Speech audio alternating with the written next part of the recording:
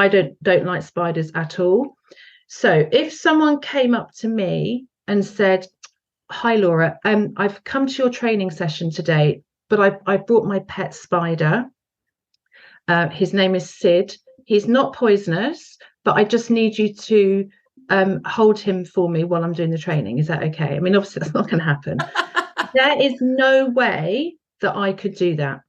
Okay. Even though I want to keep the person that's come to my training happy and I want them to have a good training experience, I can't do it. There is nothing that can make me sit there and hold a spider like that. I can't do it. So that's PDA. It's can't, due to anxiety and fear, even though it might appear irrational because the spider's not dangerous. Hi everyone, welcome to the Sue Larkey podcast. As I always say, you have to embrace difference to make a difference. Let's dive into today's podcast. Welcome everybody. I am so thrilled to have Laura Kerbey here with us. She is going to be sharing with us her knowledge and expertise around PDA. Now, when I posted on Facebook, everyone was like, yes, we want to know more. And I am so excited because she is the founder of Positive Autism Support and Training and the author of The Educator's Experience of Pathological Demand Avoidance, or PDA. So any of you who don't know what PDA is, we will be using that acronym throughout this session. So it's Pathological Demand Avoidance. And Laura's book is amazing. And I know lots of you following me on Facebook would have seen me sharing it a lot lately. But welcome, Laura. Thank you. Thank you so much for having me. It's lovely to be here. So exciting. And as you can hear, Laura's are you in London? Where are you? I'm not far from London. I'm about 45 minutes from London, yeah. Oh, fantastic. So we had a bit of trouble trying to find a good time for both of us. So thank you so much for making time in your busy schedule. Thank you for having me. It's wonderful. So tell us, why did you write this book? Well, there's a few reasons, really. I think probably the main reason and the most important reason for me was that, unfortunately, I think PDA's got a really bad reputation. Like, there's a lot of, real negatives associated with PDA. People often assume that a young person with PDA is going to be incredibly challenging to work with, even violent. And in the UK, when I'm speaking to families, I hear on a really regular basis that their child has been diagnosed with PDA, and then they found a school that they think could really work for their child. And then when they've approached that school, the school say, "Oh, sorry, we don't take children with PDA," or "We don't work with children with PDA," which is just awful that that's even happening. I can't believe. So schools they can just say we can't accommodate a child. Yeah, they can say we can't meet children. Well, sometimes they'll just say, "Oh, we don't feel that we can meet your child's needs." But sometimes parents have been told we don't take children with PDA. Wow.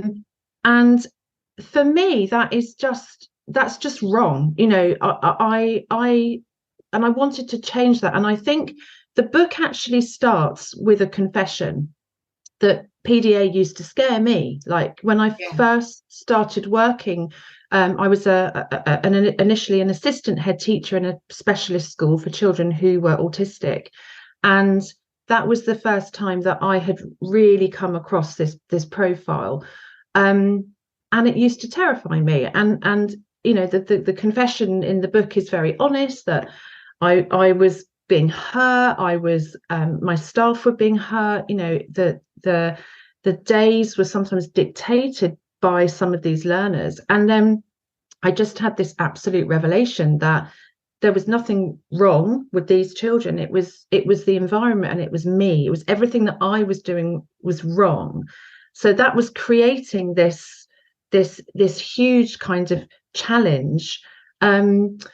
And then there's a second confession in the book, which is actually, when you work in education, you're not meant to have favourites, but I do, and they all have PDA, because my mindset has shifted so much away from thinking that these learners are difficult and challenging and hard work and oppositional. then they are honestly, when you get it right, they are the most amazing young people to work with. They're so creative and imaginative and funny. And so I think that was the main reason for writing the book, that I wanted to share all the positives about PDA, some of the mistakes I made as well, so that educators reading it, not just educators, anybody reading it, thinks, actually, these are amazing young people and we want to work with them. Yeah, I wanted to interrupt you 100 times during you explaining that, because I mean, first of all, I think that confession is so important, because there'll be teachers listening today who are also scared and worried. And that comes from lack of information. And that's really why I do my podcasts and I write my blogs, and why I say get books like your book. And I saw on Facebook, and I thought this was amazing, that a teacher said that this book was recommended to me by a parent. I truly loved it, and it helped me understand PDA. It helped my interactions with her child and my understanding. The truth is, every teacher wants to. Me too. I was getting teary when you were. But every teacher wants to help a child, and knowing, like, the parent found the book and gave it to the teacher. And I often say that. Like, I had an email today from a teacher saying, we haven't got a budget to buy that behaviour solutions book. And I go, it's a $30 book. How can schools not support teachers and get like? And people haven't got the money, but we should be providing the books, because then people can go back to it. And what I find, the book gives them confidence. And what I'm hearing for you, which is why I started in autism too, I was struggling. I didn't know what I was doing. And when you get the right strategies, you get the confidence. And our children know that. These children know that, how you're feeling. So exactly. And especially children with PDA. 100%. Children with PDA are so hypersensitive to your emotions. So if you're walking into a learning environment as a teacher or a learning support assistant, and you are feeling a bit anxious and stressed, they will 100% pick up on that. But because they're autistic, they may not be able to think, oh, they might be feeling anxious and stressed because something's happened in the staff room, or they're tired or whatever. They'll think, well, what have I done wrong? Correct. And then that instantly will increase their anxiety. 100%. So I think I get two reactions from my PDA students. One is, what have I done wrong? And the other is, that teacher hates me. Yes. So it doesn't matter how much work you've done building rapport. If you are feeling anxious or angry and they're picking up on that emotion, they're going to assume you don't like them.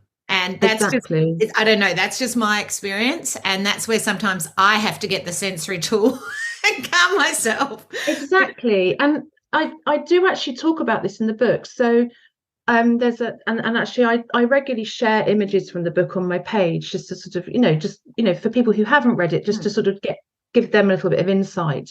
And there's an image of me in the book saying, shall we go outside? But the child is not hearing it in that tone. The child is perceiving that as, shall we go outside? And so that's really important. But I think the other thing is that, you can be really honest about your feelings. If you've had and again, this is mentioned in the book, that I went to see a child once with PDA when I'd had a very, very difficult morning, and I was feeling very stressed and anxious. And he picked up on that straight away. And he said, Laura, is everything okay? And I said, no, not really. My son's not very well and I'm going to have to take him to hospital. And he was like, oh, okay, Laura, I really hope he's okay. And he was so lovely about it. Now, some people might say, well, why are you sharing that kind of personal information with one of your students? But if I hadn't said anything, if I'd sat there saying, no, I'm fine, he would have known that I was lying. He would have started to think, what is Laura doing? Sorry, what have I done to upset Laura? And the most important theme that runs through the book is this theme of sort of connection and trust that you have to have with someone with PDA. And that could have broken that trust. I think the other thing, though, that's really, really important is that when we experience these emotions like anxiety or anger, which are normal human emotions, and I think I think a lot of children are taught that they shouldn't have these emotions and that they should be suppressed or avoided.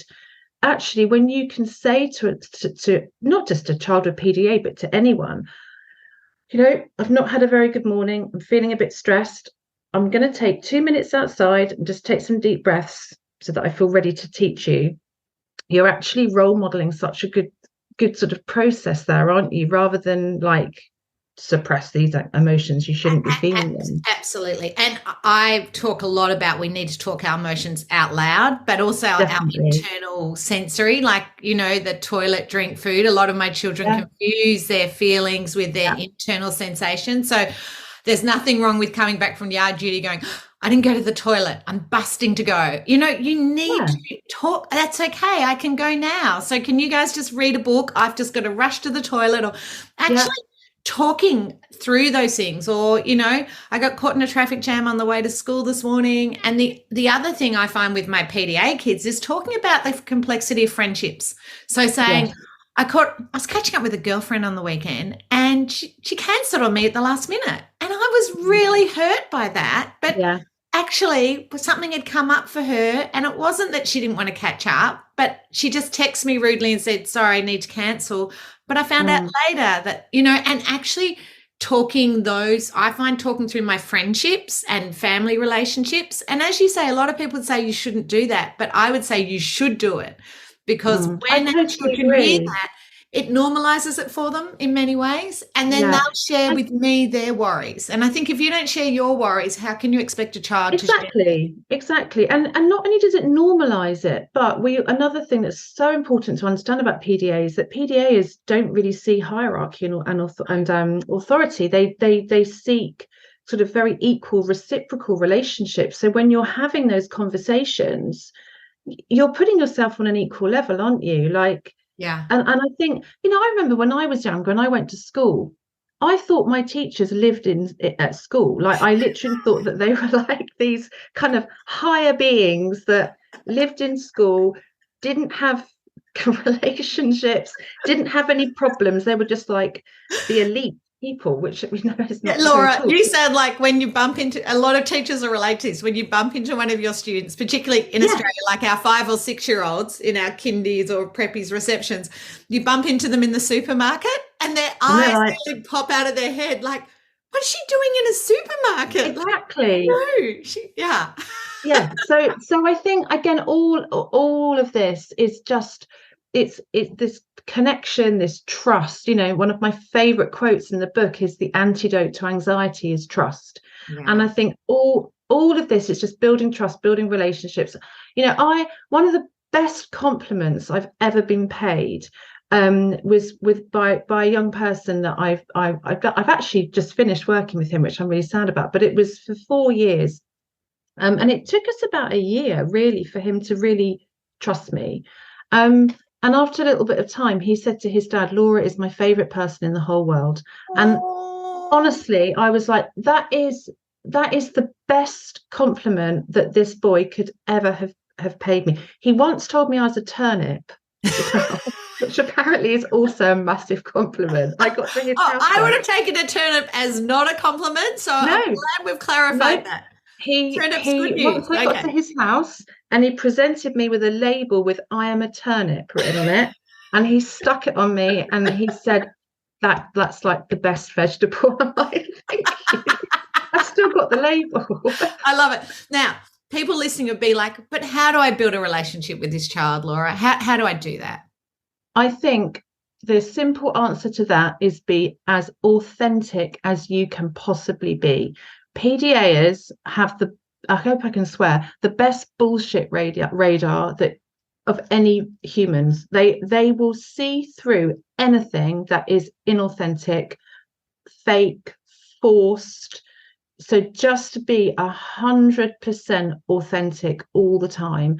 And also, like I say, remember that they do perceive themselves as their equal. So you have to present yourself as their equal as well.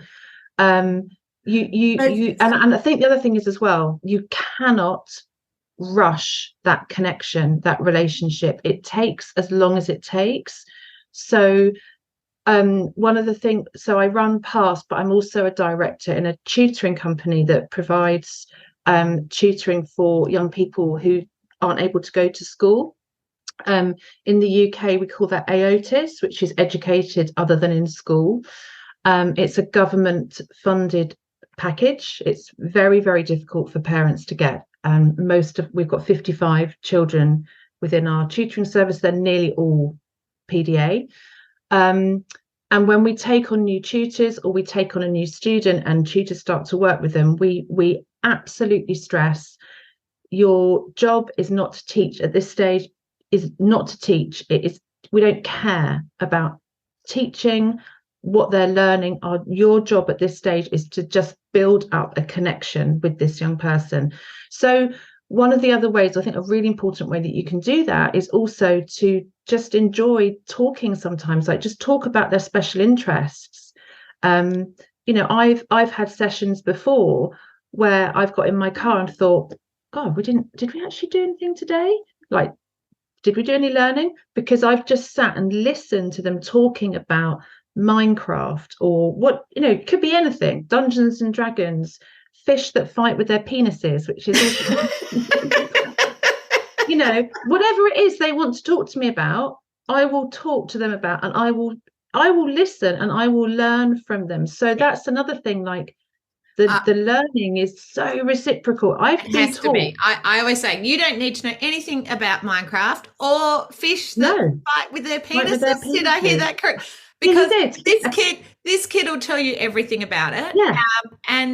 And I would always say that's what I like to find out off the parents before, because when I first go in, the child might be resistant. So I need to at least know a little bit about what they like. Starting point, yeah. Yeah, a starting point. And I think that's really important. And any teacher assistants or education support staff listening, I think that's really important to find out straight up what that child's interested in.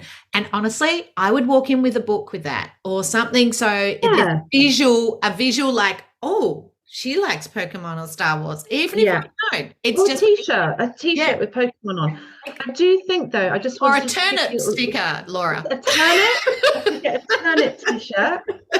But I do, there's a couple of little caveats with that I think are really important to mention. I think, first of all, a mistake that I have seen is where schools or tutors have tried to hijack that interest to make the young person learn. And you have to be so careful of that. And I actually wrote about this the other day, actually, because I'm neurodivergent. I have ADHD. I have a lot of autistic characteristics as well. And I have one of my special interests is dolls' houses in miniatures. I've got 2 dolls' houses. I don't care that I'm nearly 50, and I love dolls' houses. I love it. Tiny weeny things. If someone came around my house and said, Laura, can we look at your dolls' houses? I'd be like, oh my God, yes, come with me. And I would sit there and chat to them about my dolls' houses. And if they said, oh, Laura, why did you choose that, theme for that room or whatever? And where did you get all the stuff from? I'd love to talk to them about it. If someone came to my house and said, oh, Laura, could we do a spreadsheet of money that you have spent on your dolls' houses? And let's create an Excel document. I'd be like, no. Get out. I don't even want to show you my dolls' houses now. So you have to be, you do have to be very, very careful in terms of you don't steal their special interest to create learning. You have to find a balance. The other thing that you do also have to be very careful of is that the interests of people with PDA can be very transient and they can change quite regularly. And again, I was just about to warn about that too. I agree. I had it where one of my little boys was into dolphins and I didn't see him for a week, and I walked in with my dolphin book and he'd moved on to whales. And of course, he then told me dolphins were stupid, even though a week before he loved them, you know. And there's a couple of examples of that in the book as well. And particularly one of my colleagues who had a session with a boy that we both work with, that session had been totally everything was about pirates. So they did all the learning linked to pirates. So the next time the tutor went round there, he surprised the boy by going in full pirate fancy. Had to park down the road because there was nowhere to park outside. Walked down the street, lots of traffic, full pirate, regalia. Knocked on the boy's door, and he opened the door, and he was like, "Why have you come dressed like that?" And then the teacher had to sit and do the entire session dressed as a pirate. For the Australians listening, I'm imagining Captain Feathersword from the Wiggles.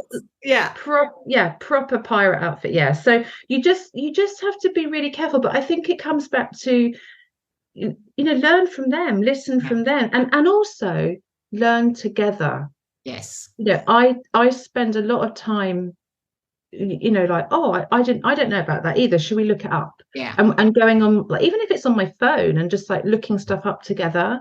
Because then again, when you're working, one of my favorite sort of expressions is that a demand shared is a demand halved. So as soon as you're like, I haven't heard that. I love that. Yeah. If you're doing something together, and I think we can all relate to that. Like, if my husband and I do chores together in the evening, they don't feel quite as big. Can you imagine, like, if my husband said to me, right, you need to go and wash up, dry up, wipe the table, I'm just going to sit here. I turn to F off, 100%. So we do all those things, and then, again, why would somebody want a different approach in a learning environment? If you're doing stuff together, you're learning together, it's reciprocal, it's shared. And also, when you are working things out together and you kind of get to the end of that learning journey together, it's like, high five, this is amazing, look what we've created together. So it's just, I love for that. me, it's just such a lovely way to work. I agree. And that, it's funny because I'm just thinking where, like, I have some students where I'm like, well, you write a sentence, I'll write a sentence. Like, I'm just thinking, I think I do a lot of that naturally. And sometimes that's my challenge, because I've worked with so many different children. I tend to do things, and it's not till I'm talking to people on the podcast, I'm going, oh, that explains why when I sit with the kids and we do it like this. But even for some of my PDAs who like to work with a friend, that makes sense, that then takes the stress out of it. Exactly. And then, I've seen this in I do a lot of school observations. I go into a lot of schools and observe and do feedback sessions. And sometimes, like, the child I'm observing with PD will turn to their friend to work with them, and the teacher's like, work on your own, please. No. Like, why? Yeah. Surely all the best ideas ever in the world have had some sort of collaboration and group work. Like, why? 100%. I'm thinking one of my little PDAs, he was only 6, but he had a big shutdown because he didn't get the partner he wanted. And, I think he co-regulated with that little boy, his friend. And I think we can't underestimate, for some of our children, that special friendship is very important. Absolutely. And often too, as people worry, are they going to burn the friendship out? Well, we've all burnt friendships out. Like, why are we worrying ahead of time? Like, people get ahead of things. I think sometimes we get too far ahead instead of being in the moment. Like, I agree. This is working now. Let's just work on it now. My experience of PDA and ODD, and we'll come to that in a minute, but is you can have good and bad days, and and the fluctuations, but when you have a good day, just enjoy it. Don't worry about tomorrow yet, Exactly. I think you have to take every day as it comes. You absolutely have to pick your battles. And something else which is so important is, you might have a really, really bad day. That young person absolutely needs a fresh start the next day. I get so upset and angry when I hear that a child, again, not just children with PDA, like, something's happened at school, there's a sanction, and then they've got to wait to the next day, or even like a few days to get their punishment. I'm like, how does that work? Like, can you imagine going to work and being told, oh, you did something wrong today, so when you come in next Tuesday, there's going to be a sanction?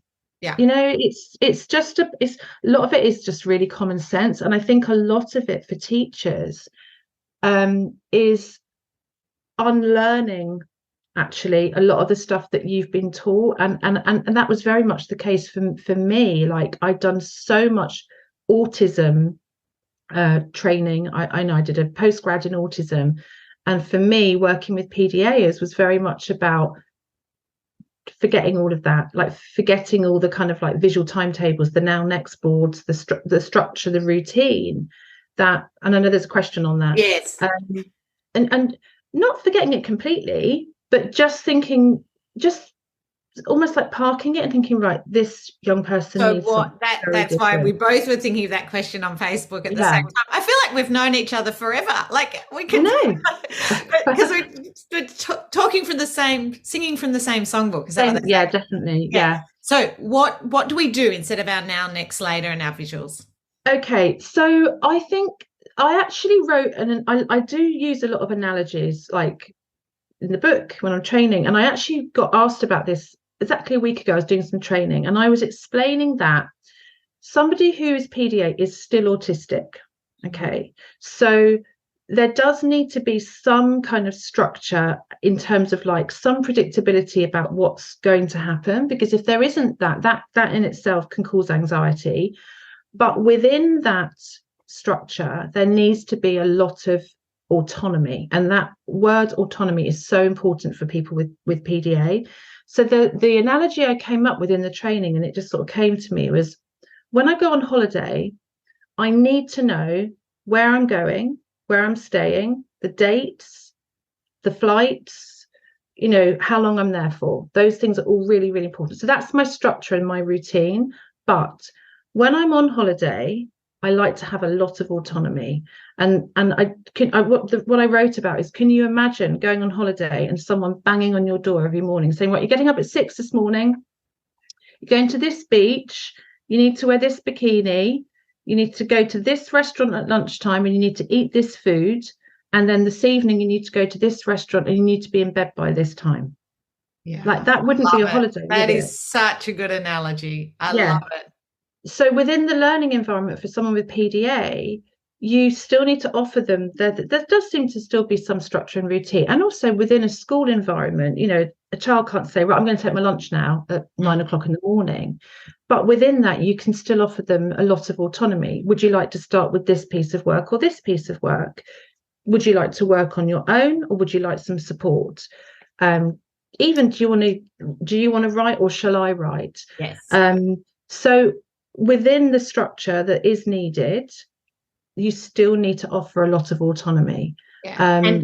And for people listening, I call them real choices. They've probably heard me talk about that a lot. It's not like they're going to do their work, but do you want to start with question 1 or question 2? Do you want to start with your maths or your writing? Do you want to start with but they're real choices. Don't just make it very broad, because then the child will choose something that you didn't mean. And I think that's where we have to remember, you can't make the child to understand what's inferred. You still need to give them some clear choices. So I always give the example in the Ultimate Guide. Anna Tulliman's a mum and I wrote a book together, and she would say to Daniel, do you want to do your homework at 4 o'clock or 5 o'clock? So he was going to do his homework, but there was choices around it. And I don't know if that's if I'm explaining well, but it's like you're saying, well, you're going to go on holiday, but you can choose what you do when you get there. So exactly. Yeah. We're going to do our homework, but you can choose when you do it and where you do it. Like she would go, would you want to do it at the kitchen table or at your desk? And just offering those kids, because a lot of teachers will say to me, well, I don't have time. Well, I would say that giving those quick choices takes no time at all. I don't think it takes any time. No. It's really quick. I think you do have to be very, very careful with choices. So this is something, I talk about choices a lot, and I don't even know that I'm doing it. Somebody commented once, they said, Laura, you're really good at using all that choice language. I said, I don't even know I'm doing it. It just comes naturally to me. You do only ever a choice of 2, because too many choices is very, very overwhelming, and that becomes a demand. Yes. But also, again, this is an example I use in my training. I don't eat meat. If someone says to me, Laura, do you want a ham sandwich or a chicken sandwich? I'm not going to eat either of those things, because they're presented to me as a choice. So, if someone says, Laura, I've got some cheese, or would you just like some bread and butter. Do you know what I mean? You've got to make sure 100% and 100%, because like some children I wouldn't even be doing homework, but with Anna and Daniel, exactly. that was so that was within, and like, but even cleaning up after dinner, Anna would go, are you going to stack the dishwasher or put the rubbish out? Like not help pack away after dinner, because that's a demand, right? Yeah. And then so having those clear choices, because I think this is where I confuse people too, because I say no choice is a good choice for children with autism. And what I mean by that is when we say choose a topic, what did you do on the weekend? They're just too broad a choice. Too broad, yeah. But 2 choices is clear.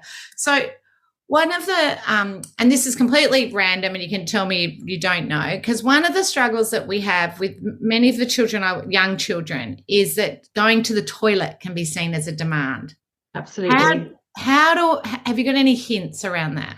Yeah, I think toileting is something I get asked about a lot. I think that can be a demand. It can also be a sensory issue as well, that the child maybe doesn't feel when their bladder is full. 100%.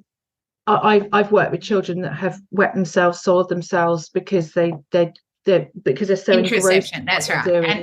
And my listeners would have heard me talk about that so much. So I normally make it a toilet routine, not so I take children regularly, but then some of my families will say a timer is going to set their child off. So exactly, because the timer feels like pressure. I think this is where you could offer some choice, but this is where the natural consequences come in as well. So I went to the toilet before I came and did this podcast. Okay, even though I didn't really need to go, because the natural consequence would have been, if I didn't go to the toilet before the podcast, I would have had to have stopped the podcast and excused myself to go to the toilet, and then that would have made the podcast less good quality. So it's talking around like that. So it's saying things like, as a parent, you could say, I'm going to go to the toilet before we get in the car to travel to Granny's house, because I don't want to have to stop the car on the way, because I don't know if there's a nice clean service station or something like that. Or as a member of staff in a school, I'm going to go to the toilet before I go out to break time, because I don't want to waste my break time going to the toilet. So again, it's about talking about what you would do and then the natural consequences, and then they might just pick up on that. Yeah, 100%. So it's funny. It's exactly what I told a parent today of a PDA 6-year-old. I said exactly that. I said, what I'd be doing is, it's time to go to school. I'm going to go to the toilet before we go. Do you want to, come with me? Because then we don't want to have to go to the toilet when we get to school because you find them smelly, like just sort of context. But also you're talking through the problem solving. And I think sometimes talking that problem solving out loud, like, we don't know where there's a toilet on the way, or, talking that through can be really, really powerful, because so many of our children don't get that feeling to go to Exactly. And then you can also, again, for younger children, you can make it into like a game, like who can do the longest wee? Like, who can get to the bathroom first? Who, I bet you can't hop to the bathroom like on one leg or something like that. I bet you can't do a wee standing on one leg or whatever it is. So again, and I think with all these kind of like approaches and strategies, it's also really important to mix it up, because PDAs are so smart. They will clock on when you are using a strategy, and they're like, I know what you're doing here. One of my favorite sayings, and it is so funny because we're just really talking from the same thing. So I apologize to my listeners who have listened to a lot of episodes, because I've heard Sue say this before, but Laura and I have never met, so she doesn't know all of these things. So one of my favorite things is strategies wear out, but they wear out twice as fast for ODD and PDA. So so they wear out, but they're going to wear out quicker. So can you explain the difference between PDA and ODD for people? Yes. So ODD, oppositional defiant disorder, is not an autism spectrum condition. That is one of the biggest differences. So a young person with ODD is unlikely to have the same kind of social communication differences. They may not have any sensory needs. One of the biggest differences and the most important differences is that recognition of hierarchy and authority. So as I mentioned earlier, a child with PDA doesn't really see authority, whereas a child with ODD absolutely does. And what, in my experience, a child with ODD will refuse to do something that they are told by somebody that they perceive to be in a position of authority, like a teacher or an adult, like a parent. Whereas in a peer group, they might not have any kind of like need for control at all. The need for control is, well, it's the need for control and autonomy that is so important to someone with PDA. That's not what it is with an ODD. That need for control with an ODD is more like, you're not the boss of me just because you're an adult kind of thing. So again, I've got an analogy to help explain this, which I use in my training. Yes. I might Another steal analogy, this one, Laura. which I'm sure some of your Australian listeners will understand this more than my UK listeners. So we don't have too many poisonous spiders in the UK. We think we've got one, but a lot of I don't like spiders at all. So if someone came up to me and said, "Hi, Laura, I've come to your training session today, but I brought my pet spider. His name is Sid. He's not poisonous, but I just need you to hold him for me while I'm doing the training. Is that okay?" I mean, obviously that's not going to happen. There is no way that I could do that. Okay. Even though I want to keep the person that's come to my training happy and I want them to have a good training experience, I can't do it. There is nothing that can make me sit there and hold a spider like that. I can't do it. So that's PDA. It's can't, due to anxiety and fear, even though it might appear irrational because the spider's not dangerous. If someone came up to me and said, "Hi, Laura, I've brought a spider to your training session. Would you mind just holding it for me while I'm doing your training?" And I say, "No, hold your own spider. Why should I do it?" And I've no fear of spiders at all. I'm just thinking, no, I'm not doing it. You hold your own spider. That's more ODD. That's I won't do it. Another really, really important distinction is that for me, my PDAs often want to do the things that they've been asked to do and they can't. And there's a brilliant video by the PDA Society, which was released about 4 years ago. And it's got lots of different quotes from people talking about their PDA. And there's a quote in there from a little girl, and she says, "When you ask me to do something, I will think up lots of different excuses because I don't want you to be disappointed in me." And that is so important to understand, that often PDAs desperately want to do the things that they want to do, but they can't. That's not ODD.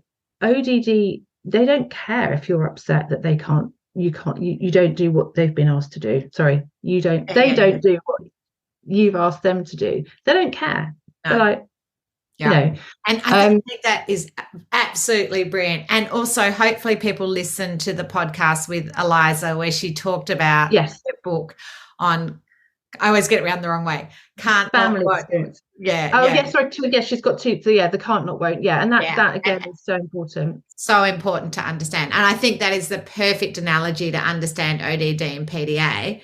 However, I still find some of the same strategies overlap. Like some of the things.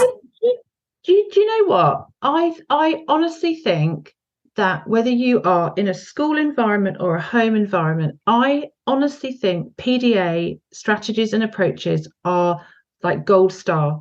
I honestly do. Like, I've got two boys, they're quite grown up now. They don't have PDA. My eldest son is ADHD.